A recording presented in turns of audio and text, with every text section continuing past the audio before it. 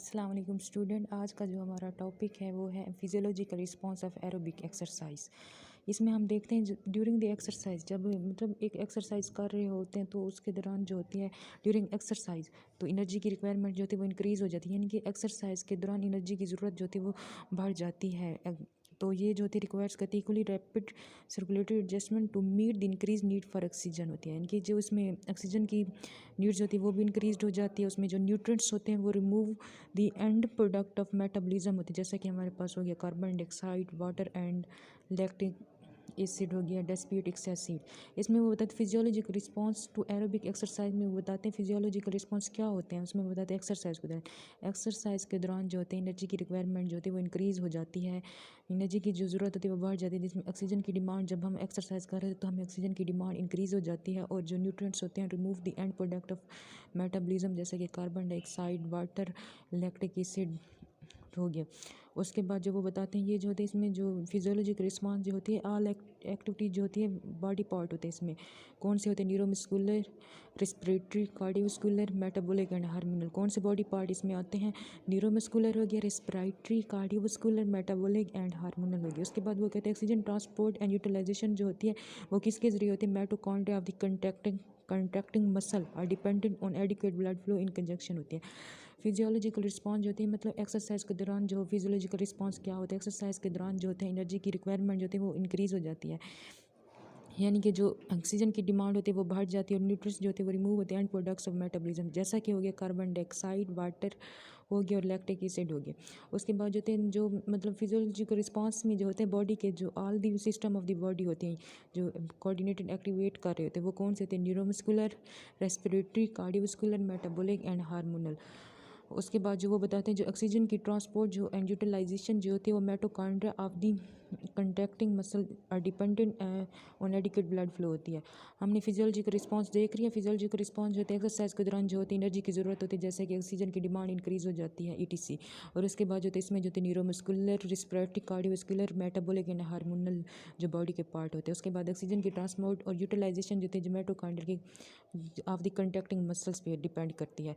उसके बाद देखते हैं हम factor affecting the response to acute exercise. Acute exercise को कौन से फैक्टर जो होते हैं वो रिस्पांस कर रहे होते हैं, जैसे कि एम्बिएंट टेम्परेचर हो गया, humidity, altitude can affect the physiological response to acute exercise, यानी कि जो हमारे पास टेम्परेचर हो गया, ह्यूमिडिटी हो गया, एल्टीट्यूड जो होती है वो एक्यूट एक्सरसाइज में फिजियोलॉजिकल रिस्पांस देते हैं।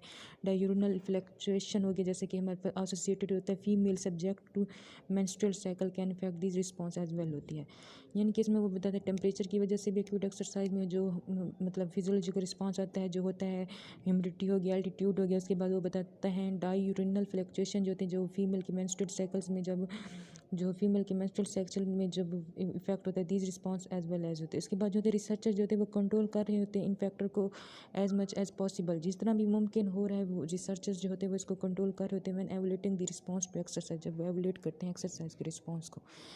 इसमें जो होते हैं दो तरह के होते हैं इनके टेम्परेचर, जिसमें ह्यूमिडिटी एंड एल्टीट्यूड जो होते हैं वो एक्यूट एक्सरसाइज को फिजियोलॉजिकल रिस्पांस में इनकी इफेक्ट करता है। उसके बाद जो होते हैं डायूरिनल फ्लक्चुएशन होगी, जिसमें होती है चेंजेस होती हैं फीमेल सब्जेक्ट मेंस्ट्रुअल साइकिल, यानी कि फीमेल के जो मेंस्ट्रुअल साइकिल होते हैं उसमें जो होती है चेंजेस आ जाती हैं एज वेल एज, और रिसर्चर जो होते हैं इस पे काम कर रहे हैं कंट्रोल करने के लिए। उसके बाद जो हम इसके देखते हैं कार्डियोवस्कुलर रिस्पांस टू एक्सरसाइज, यानी कि कार्डियोवस्कुलर रिस्पांस टू एक्सरसाइज हम देखते हैं इसमें जो होते हैं एक्सरसाइज प्रेशर रिस्पांस हो गया, और जो होते और भी रिस्पिरेटरी रिस्पांस टू एक्सरसाइज हो गया। इसमें वो हम सबसे पहले पढ़ते हैं एक्सरसाइज प्रेशर रिस्पांस। इसमें वो बताते हैं स्टिमुलेशन होती है किसकी, जब वो बताते हैं जो स्केलेटल मसल्स होते हैं, स्केलेटल मसल में जब मेलिनेटेड एंड अनमेलिनेटेड फाइबर्स होते हैं उनकी स्टिमुलेशन जो होती है तो वो क्या करवाती है, वो जो होती है सिंपैथेटिक नर्वस सिस्टम जो का रिस्पांस पैदा करवा देती है, यानी कि जब स्केलेटल मसल्स में मेलिनेटेड एंड अनमेलिनेटेड फाइबर्स की स्टिमुलेशन जो होती है उसकी वजह से जो होती है इन्वॉल्व होती है सिंपैथेटिक नर्वस सिस्टम रिस्पांस। उसके बाद जो इसका पाथवे जो होता है वो नॉट नोन। उसके बाद जो बताते हैं जो सिंपैथेटिक नर्वस सिस्टम रिस्पांस जो होता है वो इंक्लूड होता है generalised peripheral constriction in non exercising muscle. वो कहते हैं जनरलाइज्ड पेरिफेरल वैसोकंस्ट्रिक्शन जो होती है नॉन एक्सरसाइजिंग मसल में, यानी कि जो जो मसल्स होते हैं एक्सरसाइज नहीं कर रहे होते तो उसमें वो बताते हैं जो सेंट्रल नर्वस सिस्टम रिस्पॉन्स जो होता है वो generalize peripheral vasoconstriction non exercising muscle होती है। इसमें जो है वो बताते हैं मायोकार्डियल कंट्रैक्टिलिटी जो होती है वो इंक्रीज़ हो जाती है, हार्ट रेट भी इंक्रीज़ हो जाता है और सिस्टोलिक बीपी जो होता है ब्लड प्रेशर होता है वो इंक्रीज़ हो जाता है। क्या क्या इंक्रीज़ हो जाता है? मायोकार्डियल कंट्रैक्टिलिटी इंक्रीज़ हो जाती है, हार्ट रेट इंक्रीज़ हो जाता है, सिस्टोलिक बीपी इंक्रीज़ हो जाता है और जो रिजल्ट पड़ता है कार्डियक आउटपुट की इंक्रीज़, कार्डियक आउटपुट भी इंक्रीज़ करवा देता है। इसमें वो पहले क्या बताते हैं जो central sympathetic nervous system response होते हैं वो इंक्लूड होता है किस पे? Generalized peripheral vasoconstriction in non exercise muscle, यानी कि जो नॉन एक्सरसाइज मसल होते हैं उसमें वैसोकंस्ट्रिक्शन हो रही होती है जिसमें मायोकार्डियल कंट्रैक्टिलिटी जो होती है वो बढ़ जाती है, ज़्यादा हो जाती है, हार्ट रेट ज़्यादा हो जाता है, सिस्टोलिक बीपी जो होता है वो ज़्यादा हो जाता है और कार्डियक आउटपुट जो होती है वो भी ज़्यादा हो जाती है। उसके बाद decrease of the response equals the muscles mass involve in the intensity of the exercise. इसमें वो बताते हैं जो रिस्पॉन्स जो होती है डिग्री ऑफ रिस्पॉन्स जो होती है वो इक्वल्स होती है मसल मैस की, कौन मसल मैस के जो involve muscle mass and intensity of exercise के।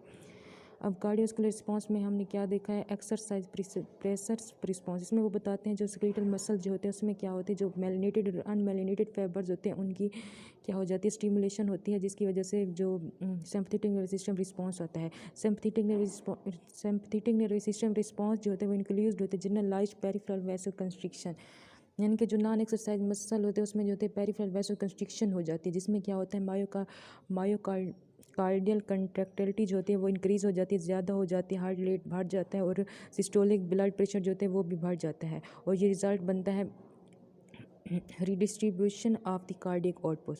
उसके बाद वो बताते हैं जो डिग्री ऑफ द रिस्पॉन्स जो होते हैं इक्वल्स होते हैं muscle mass involve and the intensity of exercise पे। उसके बाद हम इसके कार्डियक इफेक्ट बनते हैं। कार्डियक इफेक्ट्स मतलब कौन कौन से होते हैं? इसमें वो बताते हैं जो frequency of sino atrial node depolarisation होती है इंक्रीज़ हो जाती है, यानी कि क्या इंक्रीज़ हो जाती है? ऐसे डिपोलराइजेशन जो होती है वो इंक्रीज़ हो जाती है, ऐसे डिपोलराइजेशन जो होती है वो इंक्रीज़ हो जाती है। इसमें जो होती है ऐसे डिपोलराइजेशन इंक्रीज़ हो जाती है as the dose the heart rate. उसके बाद बताते हैं वो जो वैगल स्टिमुलाई होती है वो डिक्रीज़ हो जाती है, कम हो जाती है और sympathetic nervous system stimulation increase हो जाती है, यानी कि एसएनएस जो होती है वो इंक्रीज़ हो जाती है। इसमें वो बताते हैं एसएनएस जो होती है वो इंक्रीज़ हो जाती है। उसके बाद वो बताते हैं फोर्स जो होती है डेवलपमेंट ऑफ द कार्डियक मायोफाइबर्स जो होती है वो इंक्रीज़ हो जाती है।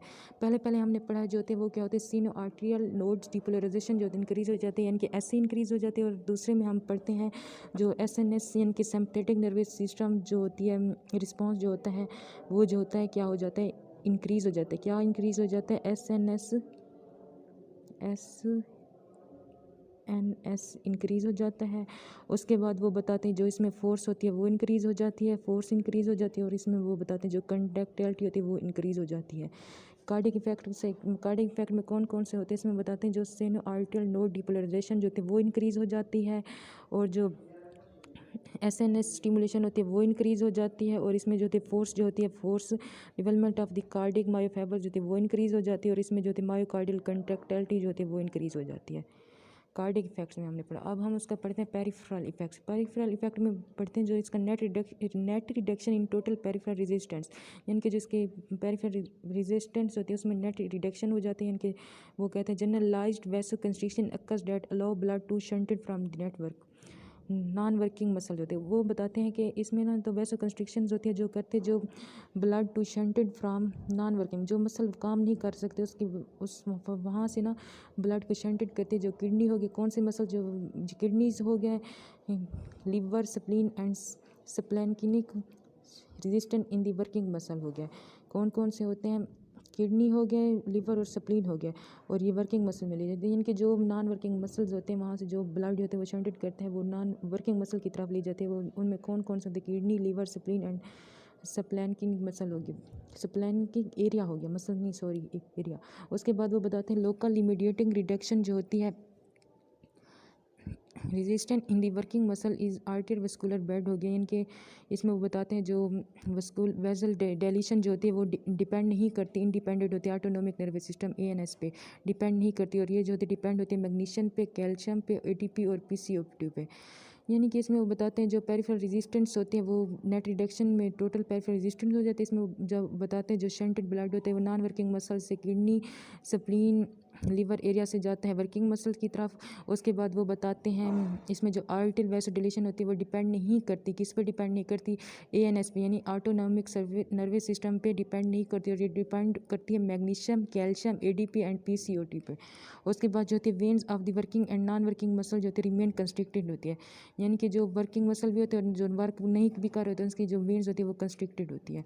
अब हमने पेरिफेरल इफेक्ट में पढ़ा, क्या पढ़ा इसमें वो बताते हैं जो शंटेड ब्लड होते हैं, ब्लड टू बी शंटेड होते हैं non working muscle, kidney, liver, spleen area से वर्किंग मसल में। उसके बाद वो बताते हैं इसमें जो वैसोडाइलेशन होती है वो क्या करती है, डिपेंड नहीं होती, किस पे डिपेंड नहीं होती, ऑटोनोमिक नर्वस सिस्टम एएनएस पे, और इस पे ये डिपेंड होती है किस पे डिपेंड करती है, मैग्नीशियम, कैल्शियम, एडीपी पे। उसके बाद जो होती है increase cardiac output, cardiac output increase, जब कार्डिक आउटपुट इंक्रीज होती है काज करती है इंक्रीज इन मायोकार्डियल कंट्रैक्टिलिटी, जब कार्डिक आउटपुट इंक्रीज होती है जो मायोकार्डियल कंट्रैक्टिलिटी होती है वो इंक्रीज हो जाती है, जिसकी वजह से होती है स्ट्रोक वॉल्यूम इंक्रीज हो जाता है, और heart blood flow through the working muscle जो होते हैं वो भी इंक्रीज हो जाता है। इसमें वो बताते हैं कार्डिक आउटपुट जब इंक्रीज होते हैं तो मायोकार्डियल कंट्रैक्टिलिटी इंक्रीज हो जाती है, जिसकी वजह से स्ट्रोक वॉल्यूम इंक्रीज हो जाता है, हार्ट रेट इंक्रीज हो जाता है, और blood flow through the working muscle जो होते हैं वो इंक्रीज हो जाता है।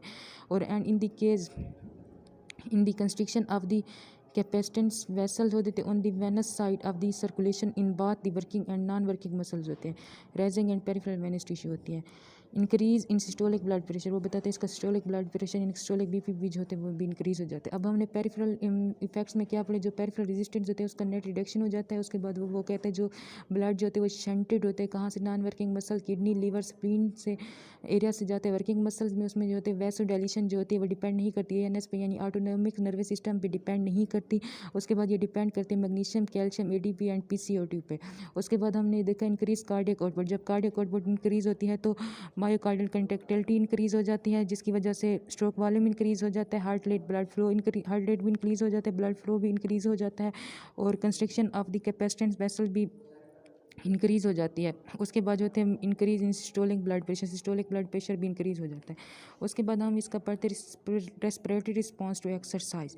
रेस्पिरेटरी रिस्पॉन्स टू एक्सरसाइज में वो बताते हैं ये जो होते हैं एक एक्सरसाइज इनिशिएट करने से पहले, initiation of exercise, before the initiation of exercise, initiation of exercise से पहले जो होती है रिस्पिरेटरी चेंज अकर, जिसमें जो होता है गैसेज एक्सचेंज होती है, कौन सी गैसेज, O2 और CO2, ऑक्सीजन और कार्बन डाइऑक्साइड जो होती है इंक्रीजेज होती है across the alveolar capillary membrane by the first और सेकंड ब्रीथ में, जिसमें जो होता है गैसेज का एक्सचेंज होता है और वो कहाँ पे होता है, अक्रॉस द एलोविलर कैपिलरी मेम्ब्रेन के अक्रॉस। उसके बाद वो बताते हैं ये जो होते हैं इसमें बेरो रिसेप्टर रिफ्लेक्स होते हैं, प्रोटेक्टिव रिफ्लेक्स होते हैं, और पेन होते हैं, pain, emotion and voluntary control of respiration जो होते हैं वो क्या होते हैं, may be contribute to the increase respiration को इंक्रीज करवा रहे होते हैं। इसमें हम इसकी मतलब रिस्पिरेटरी रिस्पॉन्स टू एक्सरसाइज देख रहे हैं ना, इसमें फिर हम देखते हैं मिनट वेंटिलेशन। मिनट वेंटिलेशन क्या होता है, मिनट वेंटिलेशन जो होता है जिसमें अमाउंट ऑफ एयर जो होते हैं मूव्स करते हैं into the lungs is 1 minute, यानी कि 1 मिनट में जो एयर्स की अमाउंट होती है वो लंग्स में जाती है, फेफड़ों में जाती है, उसको हम मिनट वेंटिलेशन कहते हैं। वो कहते हैं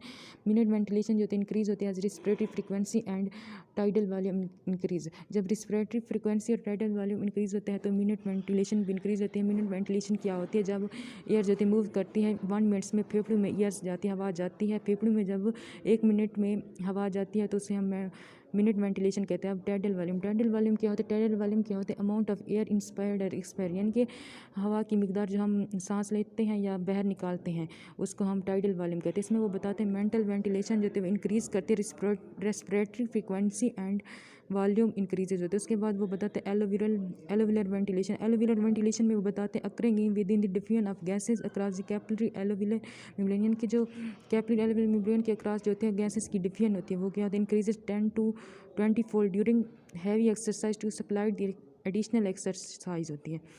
अब हम एक बार दोबारा से देख लेते हैं respiratory response to exercise. Respiratory response में वो बताते हैं इनिशिएशन ऑफ एक्सरसाइज, एक एक्सरसाइज स्टार्ट करने से पहले जो होते हैं रिस्पिरेटरी चेंजेस अक्कर होती है, जिसमें होते हैं गैसेस का एक्सचेंज होता है O2 कौन सी गैसेज होती है, O2 एंड CO2, यानी कि ऑक्सीजन और कार्बन डाइऑक्साइड का एक्सचेंज होता है, कहाँ पे होता है, अक्रॉस द एलोविलर कैपिलरी मेम्ब्रेन के। उसके बाद ये बताते हैं इसमें बेरो रिसेप्टर्स होते हैं, प्रोटेक्टिव रिफ्लेक्सेस होते हैं, बेरो रिसेप्टर रिफ्लेक्सेस, प्रोटेक्टिव रिफ्लेक्सेस होते हैं जो पेन, इमोशन होगी and voluntary control of respiration में आल्सो कंट्रोल करते हैं to the increase in respiration होती है। उसके बाद वो बताते हैं इसमें जो होते हैं मिनट वेंटिलेशन क्या होती है मैंने आपको पहले भी बताया है, जिसमें मिनट वेंटिलेशन होती है जिसकी हवा की मिकदार होती है जो लंग्स में मूव्स करती हैं, फेफड़ों में जाती है 1 मिनट में, 1 मिनट में जाती है। उसके बाद जो होती है ये क्या करते हैं, increase in respiratory frequency and tidal volume increase. Tidal volume क्या होता है, टाइडल वॉल्यूम जो होती है जिसमें अमाउंट ऑफ एयर होती है, यानी कि एयर की मिकदार जो हम सांस लेते हैं या मतलब इंस्पायर्ड एक्सपायर्ड जो लेते हैं, जो अंदर ले जाते हैं या बाहर निकालते हैं। उसके बाद जो है एलोविरल वेंटिलेशन होती है जिसमें डिफ्यूजन ऑफ गैसेज होती है across the capillary alveolar membrane के। उसके बाद हम देखते हैं responses providing additional oxygen to muscles. इसमें कौन से रिस्पॉन्सेज होते हैं, जिसमें होते हैं increase oxygen, increase blood flow हो गया, इंक्रीज ऑक्सीजन एक्सट्रैक्शन हो गया, मतलब इंक्रीज ब्लड फ्लो। अब इंक्रीज ब्लड फ्लो जब होता है, जब ब्लड फ्लो यानी बीपी ज़्यादा होता है तो ऑक्सीजन की सप्लाई भी ज़्यादा होती है वर्किंग मसल को। उसके बाद जो होती है इंक्रीज ऑक्सीजन एक्सट्रैक्शन, इसमें जो होता है जब लोकल टिश्यू में PO2 जो होता है वो डिक्रीज़ हो जाता है, कम हो जाता है, जिसकी वजह से जो हीमोग्लोबिन जो होती है वो फैसिलिटेटेड करते हैं ताकि ऑक्सीजन जो होते हैं हीमोग्लोबिन से टिश्यू की तरफ है, यानी कि हीमोग्लोबिन से जो ऑक्सीजन का प्यार होता है वो ख़त्म कम हो जाता है, जिसकी वजह से वो जो होती है हीमोग्लोबिन से ऑक्सीजन जो होती है वो टिश्यू की तरफ आती है। उसके बाद वो बताते हैं जो CO2 जो होती है प्रोडक्शन जो होती है कार्बन डाइऑक्साइड की ज़्यादा हो जाती है, जिसकी वजह से जो होती है टिश्यू जो होते हैं वो एसिडोटिक हो जाते हैं, जिसमें हाइड्रोजन आयन कंसनट्रेशन जो होती है ज़्यादा हो जाती है और टेम्परेचर भी ज़्यादा हो जाते हैं, जिसकी वजह से ऑक्सीजन ये जो होते हैं ऑक्सीजन रिलीज़ करवाते हैं। उसके बाद जो होते हैं increase of red blood cells में जो होते हैं इंक्रीज़ हो जाती है, बढ़ जाते हैं 2,3 डाईफॉस्फोग्लाइसरेट प्रोड्यूस बाय ग्लाइकोलाइसिस, जो ग्लाइकोलाइसिस के ज़रिए पैदा किए जाते हैं और ड्यूरिंग एक्सरसाइज के दौरान, और कंट्रीब्यूट करते हैं रिलीज़ ऑफ ऑक्सीजन करवाते हैं। इसमें हम करते हैं कि ऑक्सीजन इंक्रीज़ ब्लड फ्लो, जब ब्लड फ्लो इंक्रीज़ होता है तो ऑक्सीजन की सप्लाई भी इंक्रीज़ हो जाती है। उसके बाद इंक्रीज़ ऑक्सीजन एक्सट्रैक्शन, उसमें वो बताते हैं जब लोकल टिश्यू में PO2 वॉल्यूम जब मतलब कम हो जाता है तो जो हीमोग्लोबिन होता है उसको फैसिलिटेट करते हैं ताकि वो जो होते हैं ऑक्सीजन को टिश्यू की तरफ भेजे। उसके बाद जो होते हैं production of more carbon dioxide, जब कार्बन डाइऑक्साइड ज़्यादा हो जाती है उसकी वजह से एसिडोटिक हो जाती है, यानी कि हाइड्रोजन एंड कंसनट्रेशन भी ज़्यादा हो जाती है और टेम्परेचर ऑफ द टिश्यू जो होता है वो भी ज़्यादा हो जाता है। जो इन सिचुएशन में जो है ऑक्सीजन रिलीज होते हैं हीमोग्लोबिन से। उसके बाद जो होती है जब रेड ब्लड सेल्स 2,3 डाईफॉस्फोग्लाइसरेट जो होते हैं प्रोड्यूस होते हैं ग्लाइकोलाइसिस से एक्सरसाइज के दौरान, जो होते हैं इन्हेंस करते हैं ऑक्सीजन ऑफ रिलीज, यानी कि ऑक्सीजन रिलीज़ करवाती हैं। उसके बाद हम ऑक्सीजन कंजप्शन पढ़ते हैं। ऑक्सीजन कंजप्शन में हम पढ़ते हैं कि factor determining how much oxygen is consumed, यानी कि ऑक्सीजन कंजप्शन में तो कितनी ऑक्सीजन जो होती है कंज्यूम्ड हो रही होती है, कैसे हो रही होती है। इसमें वो बताते हैं वेस्कुलरिटी ऑफ द मसल्स के जरिए कंज्यूम होते हैं कि कहाँ होती है vascularity of the muscle, fibre distribution होगी, number of mitochondria. Vascularity of the muscles, fibre distribution, number of mitochondria हो गया। Oxidative mitochondrial enzyme present in the fibres, the oxidative capacity of the muscle is reflected in the arteriovenous oxygen difference होती है। इसमें वो बताते हैं जो oxygen consumption होती है vascularity of the muscle, number of mitochondria, fibre distribution होगी और ऑक्सीडेटिव माइटोकॉन्ड्रियल एंजाइम के जरिए होती है। Thank you so much.